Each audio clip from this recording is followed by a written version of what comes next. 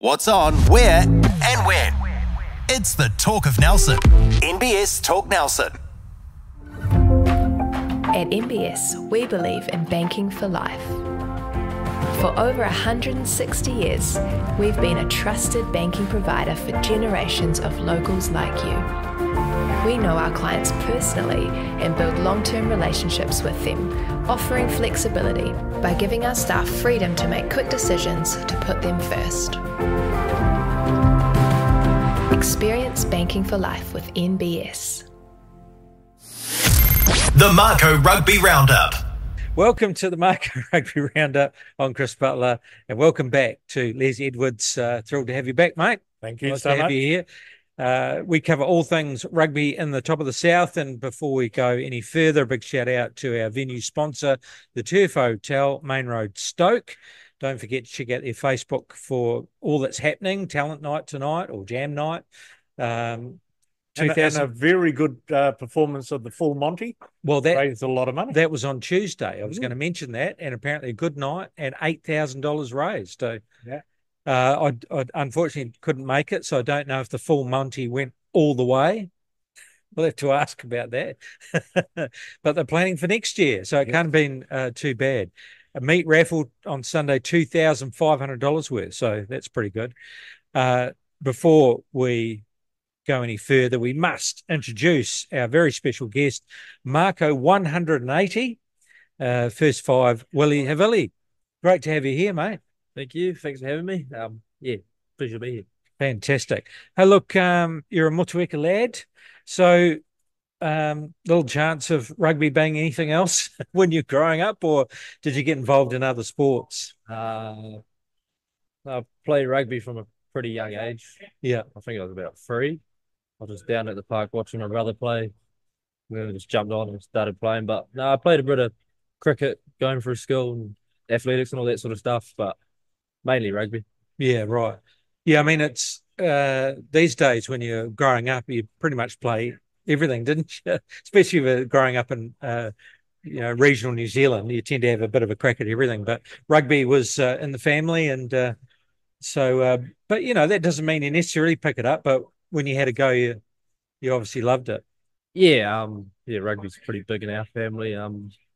With my dad as well. My mum played rugby, so yeah, I just was just playing when I was young. I didn't really know too much else. So Dad Bill, right, was a pretty renowned Nelson Bays rugby player and has played for quite significantly into his career for some time. And Mum Jenny, you say she liked to play the game as well? Yes, Mum played for the Huia Women's back in the day when I was quite young. And obviously Dad played for Nelson Bays. I don't know. I was quite young back then, probably about 3 years old, I'd say. But he still gets a run out occasionally, doesn't he? The Golden Moldies and yeah, he does now, not anymore. Well, not a full senior game anymore. It's probably break now.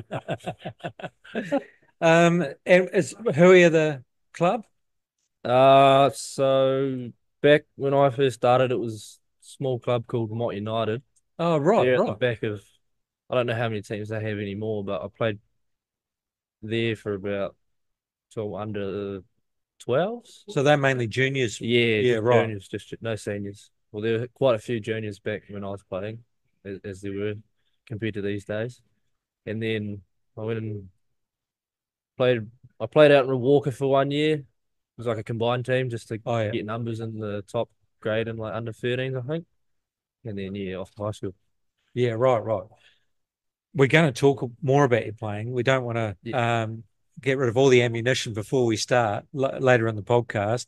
Let's catch up with what's happening, all things rugby. We've got the latest in first 15 rugby. Obviously, international rugby, huge game this weekend. And, of course, the Mako season, which is travelling pretty well. So let's talk more about that. But first of all, Les, first 15 rugby, and what a great result. Yes, I got to the front field. A beautiful day in Nelson last Saturday, and great to see Nelson Collage get a good win over Southland Boys High School, 47-24.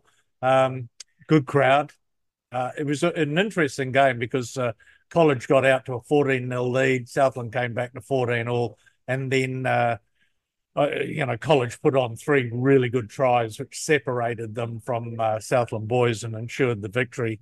Harrison Inch, who we've met, he set up a fantastic try for Ollie Gibbons, and there was just terrific rugby all over the park. And I think that John O'Phillips and his coaching crew would be pretty happy. And you're a Nelson College old boy? Yeah, I am. No. So you'd be proud of that win, wouldn't you? It's good. Been tracking pretty good over the last 6 years, I think. So now they're just building nicely. Yeah, so they've made the top New Zealand top 4. What's the highest honour that College got in your playing days? I think we lost to Christchurch boys in the UC final.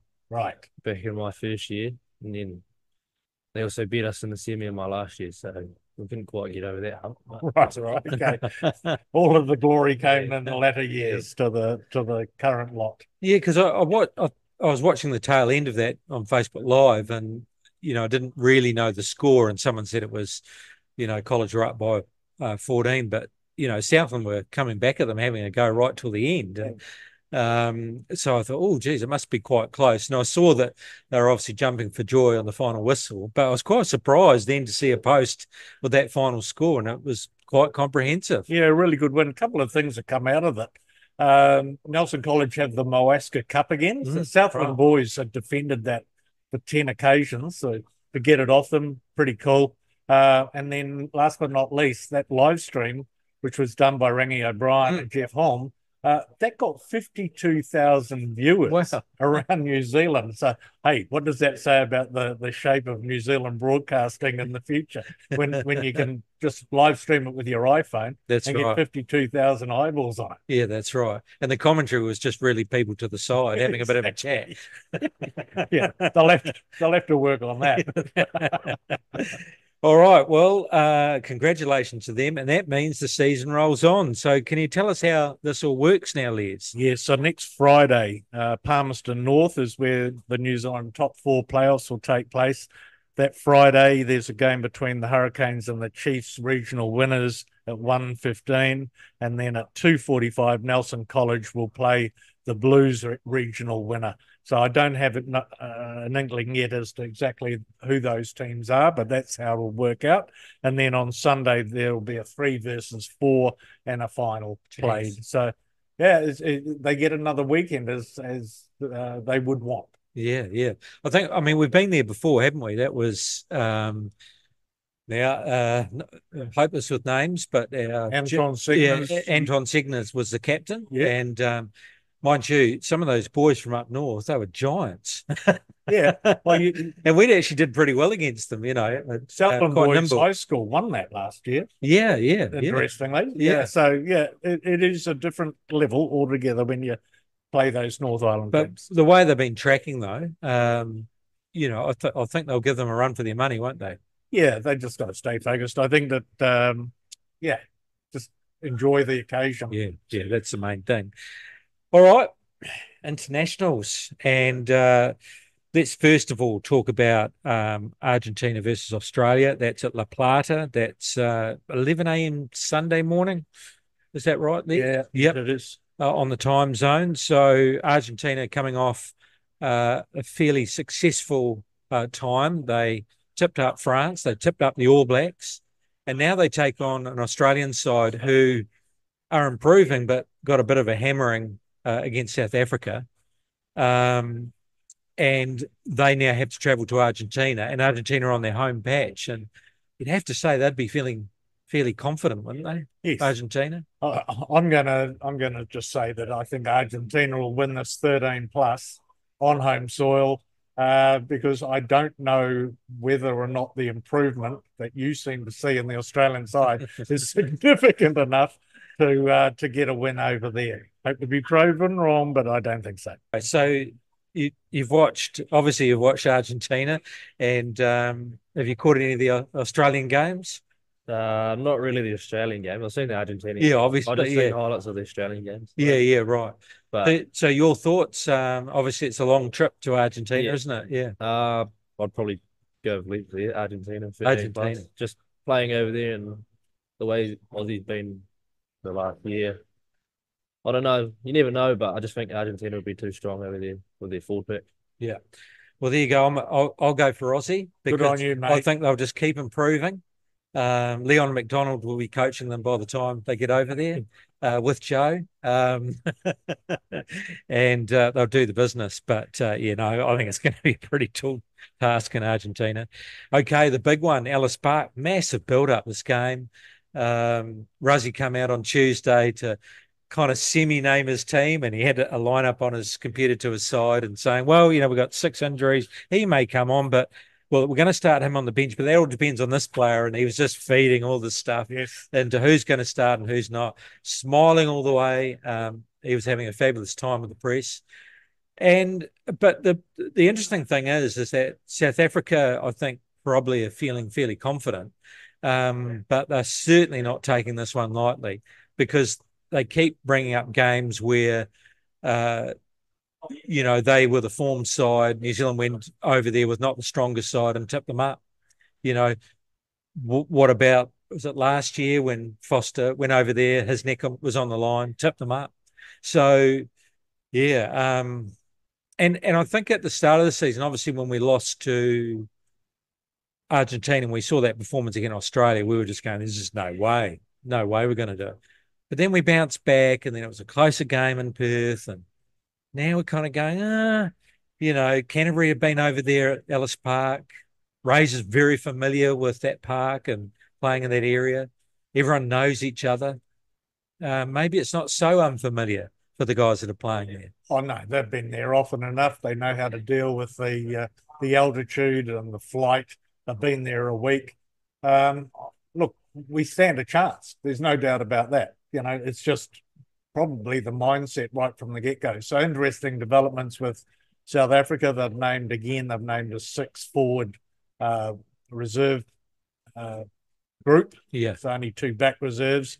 So they're going to do the old roll out the bomb squad routine, and also a bit light in the locks. So Peter de Toit is in the second row. He's normally a flanker. So yeah, there's a bit of opportunity there, I think, for New Zealand, and I remain quietly confident.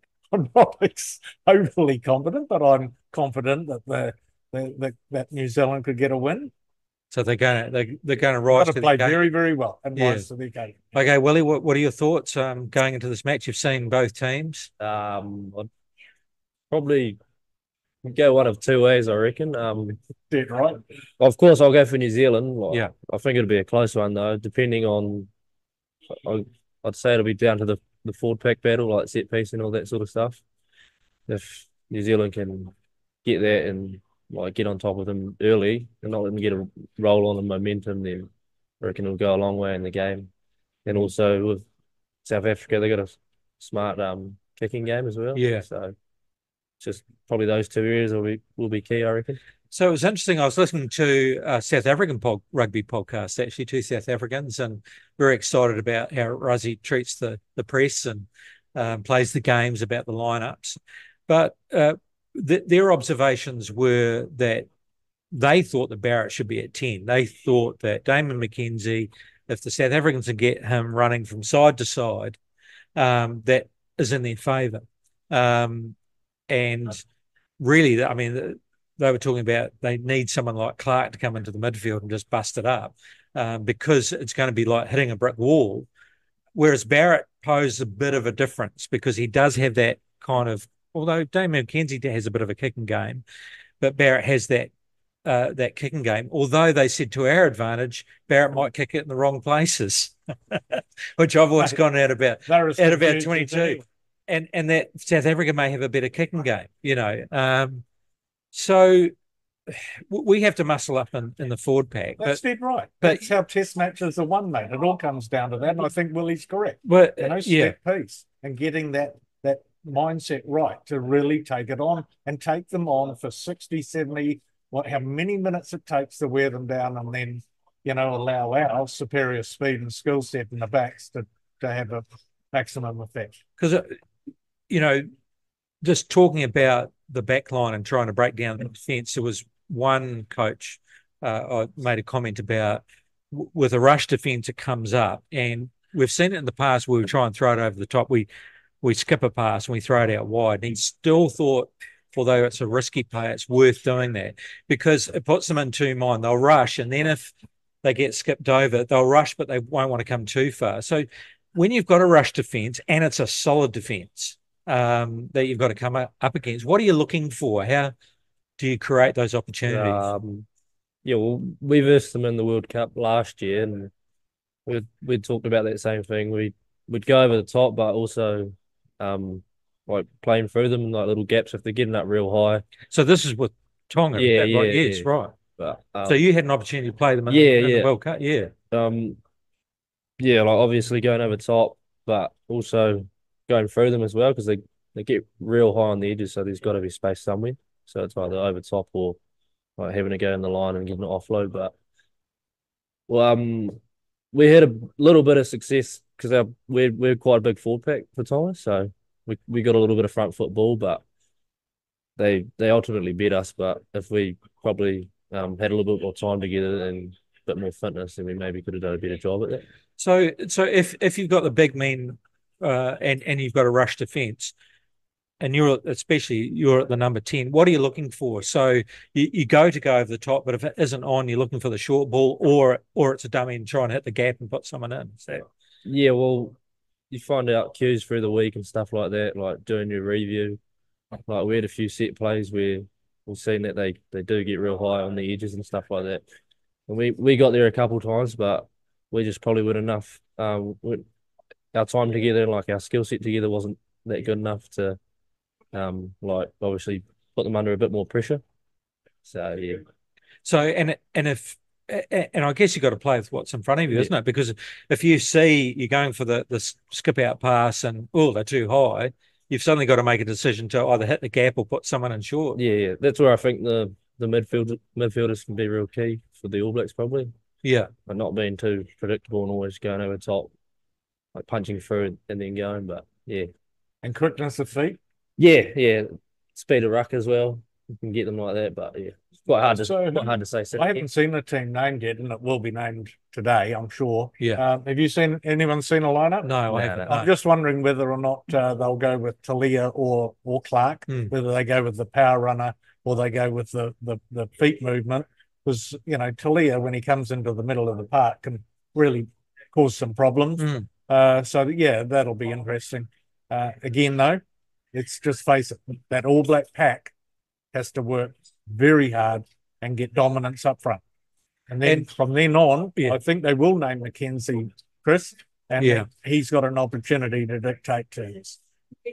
Yeah, that's right. And in actual fact, I mean, they talked about Damien McKenzie running from left to right, against a brick wall, but he's got a few options, hasn't he? Because, he's got a choice. He can kick through. He can do the little ones over top. He's got pace to find a gap. He's got Barrett, who he can put in, and he's got Will Jordan, who he can put in. Potentially now you've got Clark and Will Clark and Talia try and look to come in more infield because presumably out wide it's going to be very tight, isn't it? So will they be looking to punch? Yeah, maybe, you never know, but Les is right. It's probably more on the forward pack first to get that dominance and then play off that. You don't have much dominance in the forward pack. So that means does Sam Cane start? And that's just an interesting selection that will come about. I think Ethan Blackadder definitely gets a run. Of course, they pick Artie Severe. It's a case of who will be at 7. And I think Sam Cane's strength, single-mindedness, toughness might be very useful in this first test. Scott Barrett will be back. Yes, but they did say if you hassle him enough, he'll get a yellow card. So they were keen to upset him. And they were talking about our young lots, and is it Havili? Is that right? Vai. Sorry, he's been playing very well. He played great the last game. Yeah, and Barry off the bench. So look, nothing wrong with the second row. So Tomaiti Williams will probably be at loosehead. Look, it's a good forward pack, and 7 will be interesting. I'd like us to look at our phone, see if the team's been named, but that would be my guess. Yeah. So, and during those moments, you get an opportunity to have a bit of a chat to David about the squad, and or do you guys not get really much of an opportunity in between? Nah, I haven't really spoken to them too much about the squad. Time zone's a bit different over there. So. Yeah. Nah, not really. Haven't really. So let's have a prediction. At Ellis Park. Yes. Well, I've got to back the All Blacks. So, I think that South Africa have been playing extraordinarily well. They keep harping back to Twickenham, when they had that big win. But look what happened in the final. And sometimes matches have blown out either way. When a team gets on a roll, sometimes the scores go out. I mean, Australia have done it before. They've gone out to 50, got 50 points on you. But in that Perth game, even though it was wet, South Africa didn't have it all their own way. And the All Blacks know that they're going in there as underdogs. And to me, that means that means they're going to be hungry. They're not going to be taking things. I don't know. My question mark is the midfield. Geordie Barra and again, I've gone blank. Anton Leonard-Brown. Well, I'd like to see Anton Leonard-Brown in there, but whether they make that call, But so I'm picking the All Blacks. I think they can do it. Oh, we have to, don't we? Yeah. So 12 and under. Yeah. Probably Famous victory. 4:30 a.m. We're cheering and we need and if we want to win the championship, we need to. Yes. So okay, there we go. True. So the Mako season, and let's look at the results. And FPC, geez, not a bad score, because I think you indicated that Otago Spirit definitely played well last year, and this would be a really tough match. Well, the girls only went down 34-27. Oh, and they had a lead, with not too long to go, 22-21, went down 34-27. A very, very good performance from them. I watched it, and they were great on both sides of the ball. They played with intent. They tackled well. They had a crack, and they can be very proud with this, despite it being a loss. It gives them good hope for this weekend. But then we get to the awesome performance that your team, Willie, put on against Counties Manawatu. So 10-3 at halftime. Your coaches have some quiet words in the sheds at Oranges. No, it wasn't too bad. It was just more of the 10% at the end. We were probably had dominance in the territory when they're 22, but we're just dropping that last pass. Yes. We were a bit frustrated and stuff like that. So it was mainly just getting back to the basics and just sticking that last pass. Yeah, I think there were 10 unforced errors in that first half. 10-3. Whatever was said, you guys clearly corrected it, because you put on 38 unanswered points in the second half, and some of those tries were outstanding, Willie. Yeah, they were good, eh? It was just that last pass that was probably leading us down, or the execution. So we sorted that out and scored. That was good. Yeah, it was a good scoreline. But I going in, I'm a bit worried about Counties. Often been a banana skin for us. There have been a few players injured and not picked. So to go up there and come home with that scoreline, fantastic. And what I think became very apparent is, man, we've got some gas out the back.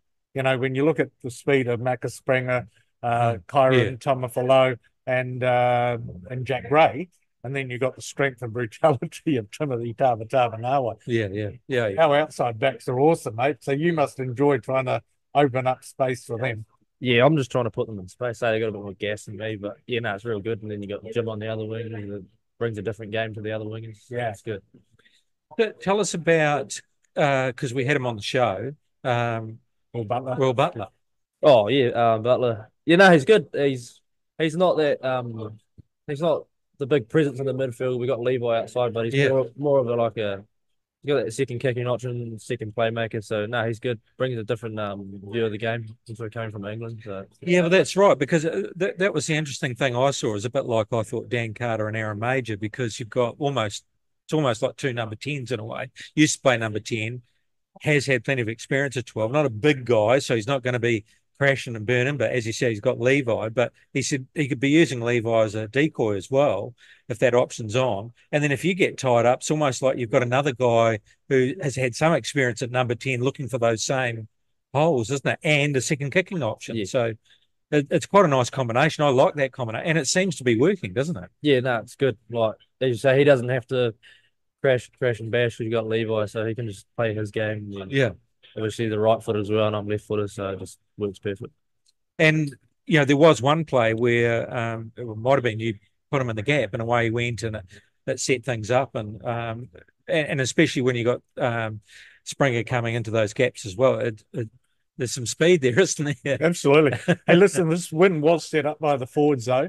Ryan Coxon. Don't forget about them. Yeah, Ryan Coxon, again, another really good shift from him. I thought Quinn Harrison-Jones, who made his debut, put in a really good scrummaging performance. And nice to have Antonio Chalfoun back as a line-out option. And our mate, Braden Stewart. Yeah, Braden Stewart. Yeah. He's the one who backed you up. That's right, backed me up in Australia. Braden had a really nice game at the breakdowns. So, yeah, the forwards did really well, but that second half was pure magic from the Willie and the lads. Oh, and a couple of debuts too. Yeah. Mason Lund came on. It was a replacement halfback, and Sione Murphy came on as a replacement prop, just 18. So future's bright. Yeah, no, it's good. Especially for those boys like Lundy. He's been in around the environment for a while, and then he got his chance, which was good. And then also Quinn Harrison-Jones as well. He's been around for a while. He finally got his crack, and then obviously the young fella. So I feel like we're getting a bit of depth there as well. This weekend, massive weekend in Blenheim. It's going to be a great day in Blenheim. It's this Saturday, and it's a double header. Yes. Yeah, and club day over there. So yeah. Any kid wearing their kit up to under 18s gets in for free. So that's great. 4:35, our Mako Women play Manawatu Cyclones, and then followed by the big one, Bay of Plenty, at 7:05 p.m. So, yeah. That won't be an easy match, will it? Will it, Bay of Plenty? They're, apart from their tradition, they play hard. They're a good side. What are the thoughts going into that game? They've been tracking pretty good. I think they've played four, top of the table. Yeah, I think they've only lost one. It was against Otago, but we know it's going to be a different game to counties. Like probably be a bit more grinding, a bit more taxing on the boys. But we've been just taking it like week by week, really, not trying to get ahead of ourselves. So I think it'll be a good challenge for us boys. Yeah, and that was the discussion after the Canterbury game. Going into that game, that was a big game to go into, and then a completely different kettle of fish with Counties Monaco. But you managed to navigate those differences. So I suppose as you're talking about, taking it week by week and seeing what's in front of you. But I just know Bay of Plenty, they always bring something, don't they? Yeah, they're a real good side. They've got a lot of threats all over the park. So yeah, like you said, we're just taking it week by week because we know. Well, I wasn't playing last year, but the boys said they had a good one against Auckland then last year, and they sort of slipped up against Northland. So it's more just taking it each game at a time and not looking forward. Yeah, it's interesting because we kind of forget about the games each season. Once a game's gone, we're on to the next one. But the boys have got long memories, haven't they? They remember what happened the last season and what they did against that side or how they performed, and they work on those things to try and improve, don't they? Try and improve their mental strength and just prepare each week properly without getting ahead of yourself. I think that's really, really crucial. Without giving any secrets away, obviously there was review of Bay of Plenty. When do you do that? Is that on a Monday before the weekend's game? Yeah, normally a Monday. We'll look over it on a Sunday, just a little bit of their backs, like their back strikes and how their backs are. But yeah, normally Monday, Tuesday. Right. If we get a full week's prep. So. And then you have your reserves and wider development, and they take on the role of Bay of Plenty in a session, don't they? Yeah, pretty much on that GST day, which is our big day. They just do a few maps for us, get us prepped, and then they also learn our maps as well, just in case any injuries and stuff like that. Right. Pretty intense, pretty good fun, but they enjoy it. the enjoyment level in this team this year seems to be very, very good. Yeah, no, it's looking real good. Got a bit of experience back from a few of us boys coming back from the World Cup, and then there's a few young people as well. So pretty good balance. And one last question about this Tommy Marshall as your back coach, helping you a lot. Yeah, no, he's good. He's pretty relaxed, but he sees the game a bit different. Like the attacking side of things, so he's real good. Me and him get along well. It's just like he just finished playing last year, so it's like we got a good relationship, so it's good. Excellent. Good stuff. You're with the Mako Rugby Roundup, and let's talk about growing up in Motueka in the Havili family. And we talked about your dad, Bill, and your brother, David, who is, of course, hugely respected Tasman Mako, Crusader and All Blacks. So we talked a little bit about growing up in Motueka and who you played for, but we didn't actually touch too much on your high school. So did you go straight to Nelson College? Was that always the plan, or did you spend some time at Motueka High? No, I was at Motueka High for 2 years, so year 9 and 10, and then I shifted over to Nelson College. I was a boarder at Fowl House. Yeah.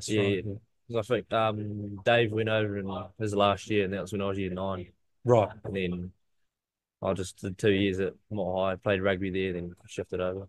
And is that mainly because of the pedigree that Nelson College had in rugby? You saw that, apart from education, the fact that you could take your rugby to another level, or is that the idea behind it? Yeah, probably just get a bit more challenge. Like instead of that local comp, try obviously play first 15, and then you're outside the region, you've got some bigger schools and stuff like that. So it's a bit more of a challenge for me. Yeah. Mm. So, mate, at senior level, you played for Nelson, and you then played for Kahurangi, your hometown team. Yeah. So, how has Kahurangi helped you along the way, and who are the coaches who had the biggest influence on your game? Probably just Brendan Smith. He reached out to me, I think in 2021. Yeah, 21. I was just working, and then he asked if I wanted a game, and I said yeah, but because I was working in Blenheim at the time, said I couldn't make trainings, but I can show up on the game day. But that was sort of it, and he just sort of let me have a bit of fun with it, and not really. He wasn't too he was more relaxed about it, so it's kind of good for me because I'm quite a relaxed dude, like coming to that space, so it's real good. Yeah, so Bruiser is a relaxed man. But a very good coach who's brought out the best in a lot of players, and that comes down to man management, which is an interesting strength in itself. It's not all technical knowledge, is it? It's also coming down to man management. This year, of course, you were able to get back from the Moana Pacific season and play some club rugby towards the latter end. I saw you absolutely destroy my club, Maris, in a game before the semi-finals. So how good was it to help get back to Kahurangi and win your first premiership? Yeah, it's good. I always try to get back after the Moana season and play a few games where heaps of my mates still play in that Kahurangi team, and I just really enjoy getting back and playing grassroots. Like, just a bit of enjoyment for me, and also winning the final was good. We had a couple cracks at it and couldn't get over the line, but to do it in Motueka was good, and there's quite a big crowd there, so it's pretty awesome. Yeah. Well, there's no doubt when a super player of your standard comes back, it makes a big difference to a side. You also will be hoping next year that you probably go further with Moana Pacific deeper into the season. So maybe Kahurangi won't get you back as quickly. You made your Tasman Mako debut at the age of 20 in 2018, but didn't get another run really until the 2021 season. So what were you doing in between that period? So I sort of stopped playing rugby after 2018. I went up to the Blues in 2019. I come back, then I stopped playing rugby for about a year and a half. I went and finished off my building apprenticeship. Oh, right. A bit felt like I was a bit mentally drained, and I needed a bit of time away and just to reset, because I've been playing rugby for quite a long time. I just felt like lost the enjoyment of playing rugby. So I went and just my best mate got me a job with him, and then I finished off my apprenticeship, and then as I said, Brendan hit me up. I wasn't even training or anything. I was just working. Asked me if I wanted a few games, and sort of how it come about. And then I went. I think it was 2020. I played a few games, and then 21 I started getting back into training. Had a proper crack at it again, and managed to get a PUDC, which is just a development contract with Goody. He gave it to me, gave me another opportunity, and then just haven't looked back. And so were you part of that premiership final squad, 2021? Against Waikato. So was that? Yeah. I didn't play the game there. I was just travelling reserve, but I was in that squad. Yeah, right. It's interesting that you did take that break. It was quite public. One of the Warriors players, name escapes me, had a great season last season, and obviously the Warriors didn't go so well this season, but he was definitely part of that squad. And he just said, I'm giving up the game. And it was pretty much about a year and a half later he came back, and he just went to another level. So tell us about that mindset. I mean, you said that mentally you're a bit drained, you needed a break. Did you think you were always then going to come back into rugby? And the second question I've got is that when you did come back into rugby, did things seem a lot clearer? Your first question, I just felt like I wasn't enjoying playing rugby anymore. Like, just for me, I just go out and have fun, play with my mates, and enjoy after match afterwards. Felt like I just wanted to focus just on myself and get my building apprenticeship done. I was already about 2.5 years through, so I only really had a year left to go. So, I mean, you always got something to fall back onto, really, haven't you? Yeah. So I completed that, and then when I come back, I wasn't too worried about getting an NPC or anything. I was more worried about just coming back, enjoying it, and then just playing alongside my mates back home. That's when I played for Kahurangi. And just my philosophy is the more I enjoy it, the better I play. Yeah. Sounds like a Mr. Blackadder, doesn't it? Play with your mates. Absolutely. There's a lot to be said for that. There's a lot of pressure, and sometimes just enjoying it is a key. So, but 2022 was a really, really good year for you, Willie. You got signed by Moana Pacifica. You mentioned the Blues. What was that all about? And did you enjoy it up there, or was it a bit difficult? Leon took you out there, didn't he? Yeah, no, it was good. I was probably just a bit young. Like, it was my first environment. I didn't really know too many people up there. Probably wasn't too outspoken back then. Like, probably just didn't really put myself out there. And then I sort of come back from that thinking like, wasn't all I thought it was to be. And then, that's why I just took a break. So, right. Okay, so that was when you decided to just take a break, and then came back. And then, of course, in 2022 also, you started getting a heap of game time, mainly at fullback. So do you have a preference between the first five and fullback? I'd rather play first five, yeah. I feel like that's my best position, but I don't mind playing 15 as long as I'm on the field. Like, back then, I was just eager to get minutes, and wherever I could get on the field, I was happy. Awesome. To cap off a great year, you were called up to play Test Rugby for Tonga ahead of the World Cup qualifiers. So how were your emotions about getting that call up? It's pretty different for me. Like, growing up, dad's full Tongan, mum's obviously Kiwi, so Davey's playing for the All Blacks. It just gave me an opportunity to go and play Test Rugby as well. And then obviously I'd never been to Tonga before as well. So that was pretty awesome getting to go with them for the World Cup and seeing a bit about how my dad grew up and stuff like that. So it was good for me. And I really enjoyed it.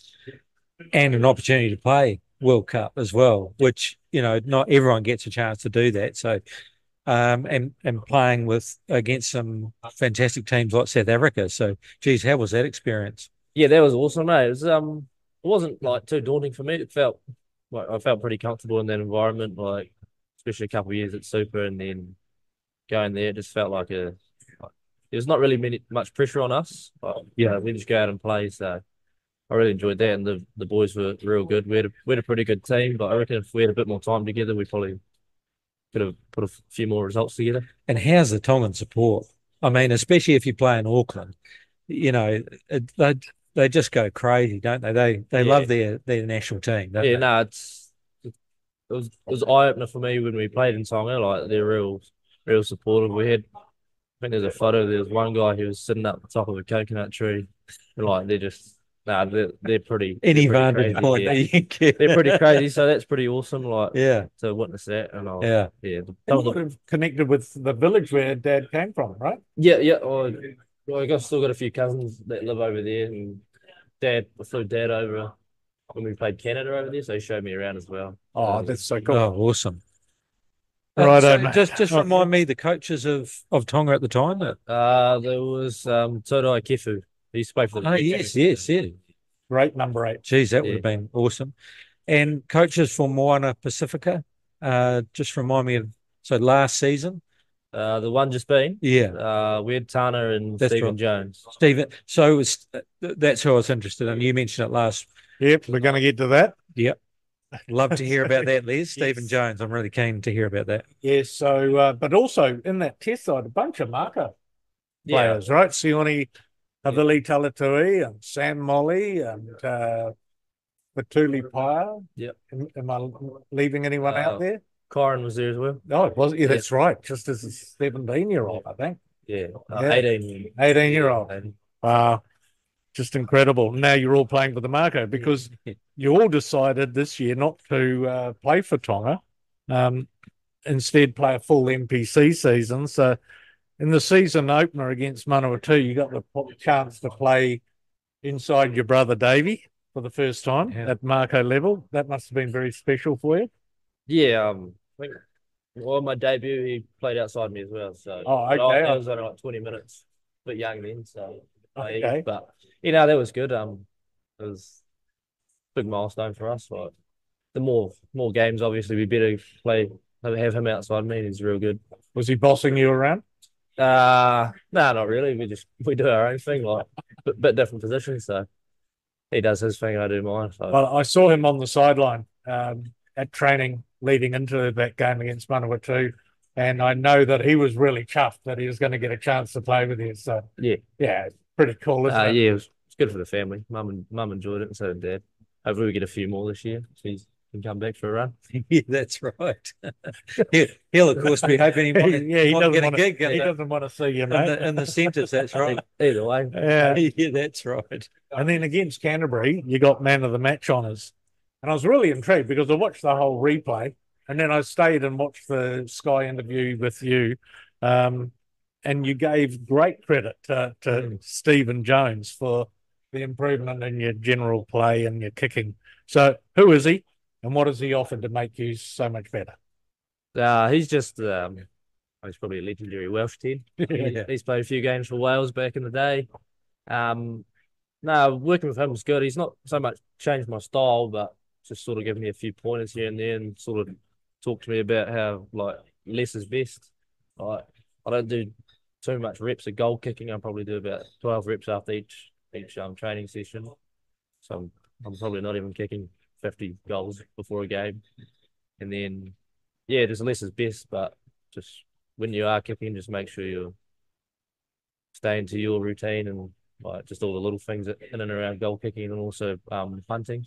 But one of my main work-ons was like just error rate and sort of like touch finders or like line kicking and then general play kicking. Like just trying to keep that to low, like zero if I can. Yeah, so, put it out. Don't leave it short. Well, that was one of the things I talked about post Canterbury game, and we'd watch the All Blacks, and they were talking about their exit, and they've been at the 22 and doing an up and under. And we come to the Canterbury game. I think you received almost the first ball of the match, and you kicked it.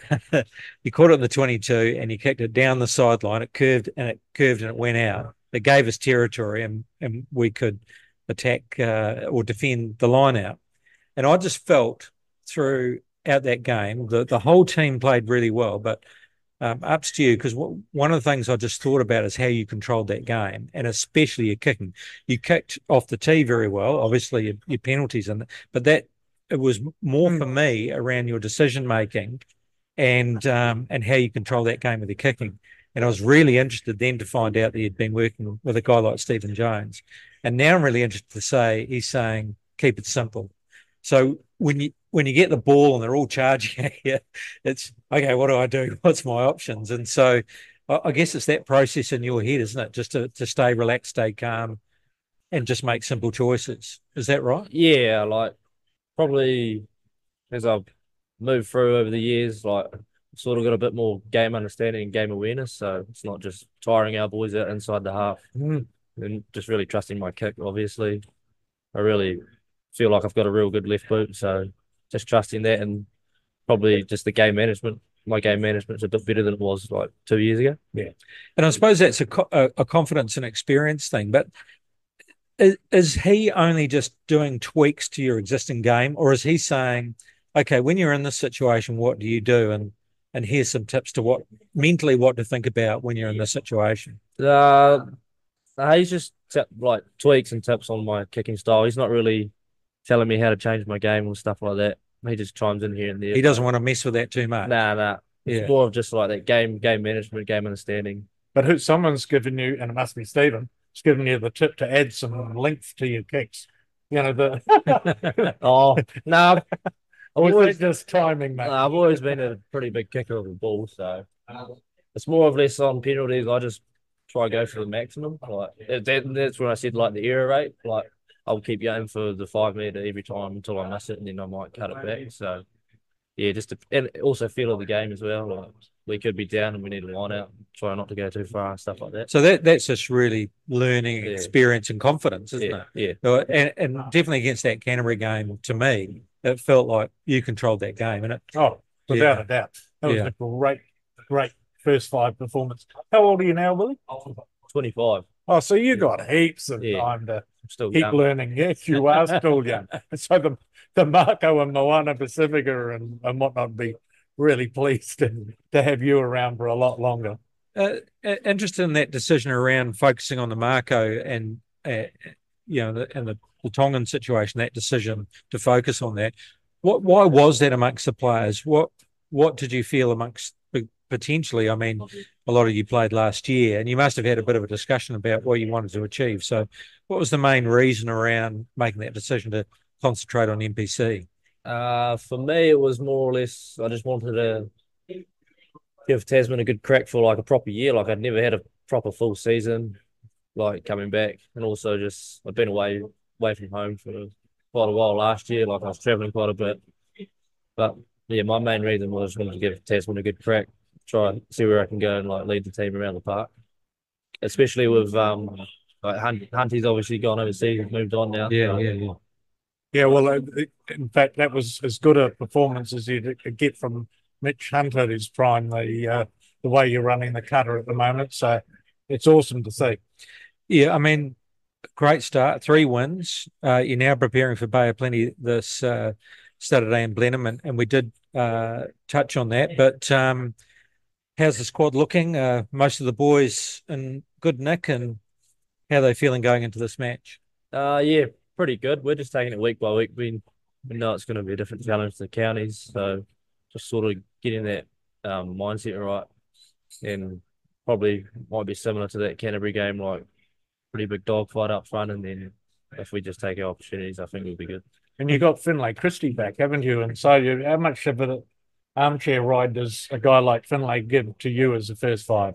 No, he's great. He's awesome. I think it's my first time playing with him, so we got a good connection off field, so it's real good. He's awesome. He sort of runs the game as well, like around that game management and kicking game, so it makes life easy for me. Fantastic. We're getting a bit of ahead of ourselves, and I know probably what the answer is going to be to this, but you've got a Ranfurly Shield challenge against Hawke's Bay coming up. Yeah. And we shouldn't be asking this question, because the answer is going to be we don't think about it. It's week by week. We want to keep it out of our mind. We want to get ahead of ourselves. and we asked the question. Yeah, what's your answer? Are the boys asking about what are they thinking about the Rugby Shield? About it. No, we have not talked about it. There you go. We're pretty much just focused on Bay of Plenty and obviously week by week. Bay of Plenty game, and then once that's done on the Saturday, then we'll start preparing for the Ranfurly. So yeah, because actually we've probably had more cracks at it more recent years than we have ever before, and they keep popping up, haven't they? We've had 4. Yeah, but I mean, at one point they would have a crack at it for years, So 2008, 2012, and then nothing for 11 years. That's right. Yeah. And then 2 in 21 and 23. So the only people getting ahead of ourselves is the fans, really us. You have no idea how many fans are saying, "Will there be charter planes? Are we?" How do we get up there and back? It's like it's a bit difficult because it's actually a 7 o'clock game, So it doesn't finish till 9, and the airport shuts at 10. So does it really? Yes. Oh, so you have to hightail it. Oh, mate, you wouldn't be able to do it. Maybe you'll have to talk a bit of shout out to Origin Air, maybe convince them to do a late night runner. But they can't do it. Oh, they can't do it. No. Never mind. Never mind. Watch it on telly, guys. Yeah, that's right. Okay, well, we're not talking about that. No, we're not. It's the double header this weekend in Blenheim, and it's Club Day, Les. So let's give it one more plug. Yeah, so 4:35, the girls play Manawatu Cyclones, and that'll be entertaining in itself, And then 7:05 p.m, the big game, Bay of Plenty Steamers, Tasman Mako. I know who I'm cheering for. I'll be there. Right. I'll give you a woo. You'll be on the mic. Are you on the mic, Les? Yeah, I'll have a crack. Yeah. But look, thoroughly looking forward to it. And I bet you Blenheim is too. It's a really good occasion, and it's a Saturday, so you can enjoy a beverage or two, and then you can stay up till 3 a.m. Watch the All Blacks. And if you're really keen, you can stay right up till midday and catch Argentina versus Australia. But you'd have to be a real doer for that one, wouldn't you? Okay, good luck, Willie. Hey, look, fantastic to have you in here. Just a great story, and well, we say Motueka, but most of us locals say a Mott boy. Yeah. And there's some great talent that's come out of Mott, isn't there? Yeah. Especially in recent years. And obviously, shout out to your brother David over there, and good luck to them. But great to see you coming through, and the work that you've been doing with Tonga and Moana Pacifica, and look forward to what happens there. Sounds like you just take it as it comes and enjoy your rugby, but certainly good luck for the rest of the season with the lads, and keep it up, mate. You're playing great rugby, and it's great to see. Yeah. Yes, thanks for having me.